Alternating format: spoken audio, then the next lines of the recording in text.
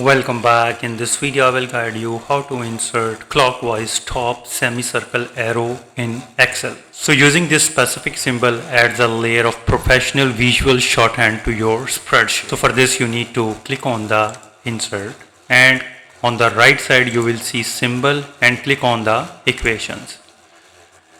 And here you need to click on this symbols and click on this basic symbols to the arrows. Click on that. And here you need to find it, and here you will see that clockwise top semicircle arrow. You just need to click on that to insert it.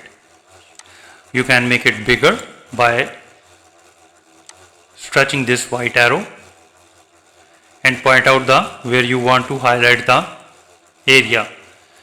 You can make it bigger by increasing the font size. Even you can change the color of your choice, for example make it red, or you can make it blue. It's up to you. This is the green and this is the blue, and you can also rotate it from this rotate handle, and you can drag it to the anywhere on the sheet. Make it resized by this white dot. So this is so simple and easy. So this way you can easily insert clockwise top semicircle arrow in Excel. If you think this video is helpful, please support my channel. Thanks for watching.